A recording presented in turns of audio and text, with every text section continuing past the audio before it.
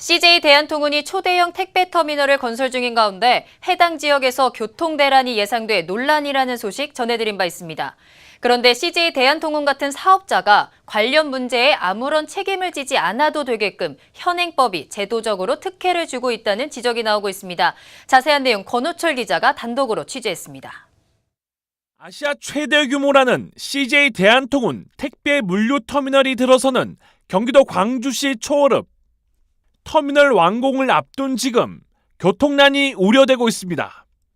경기도 광주시도 난감하긴 마찬가지입니다.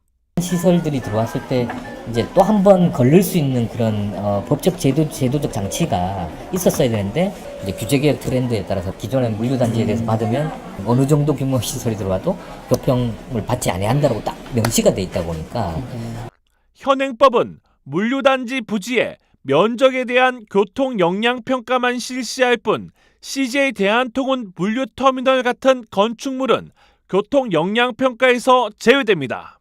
2009년 사업 승인 당시 교통 영향 평가에 부실 문제가 제기되는 이유입니다.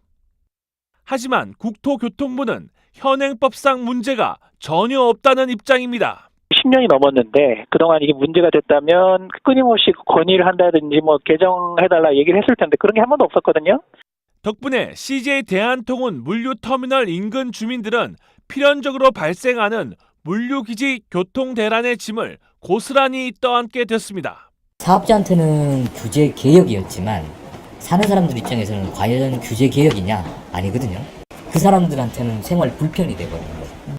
교통대란 논란의 주요 원인으로 지목되고 있는 CJ 대한통운은 사업 승인 당시 교통 영향평가를 근거로 자사의 택배터미널이 교통에 큰 영향을 미치지 않을 것이라고 주장했습니다.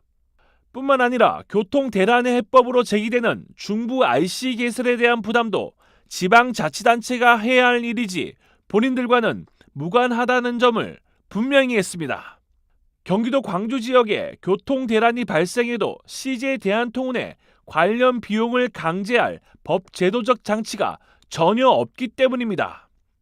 실제로 기업이 IC 개설 비용을 부담한 사례도 드문 실정입니다.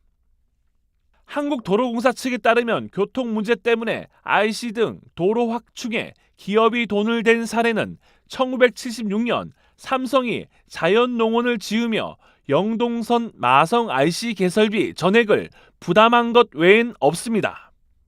규제가 없으면 기업은 하기 편하겠지만 그 주변에 사는 주민들이라든가 다른 공공적 이익을 그만큼 덜 고려하겠다는 거라서 예전에 폐지했던 규제들을 복원하는 노력이 필요할 것 같습니다. 중앙부처와 지방자치단체가 서로 책임을 미루는 사이 CJ 대한통운은 힘들이지 않고 좋은 자리를 차지할 수 있었습니다. 하지만 그 뒷감당은 국민 세금이나 경기도 광주 시민들이 책임지게 됐습니다. 아시아경제TV 권호철입니다.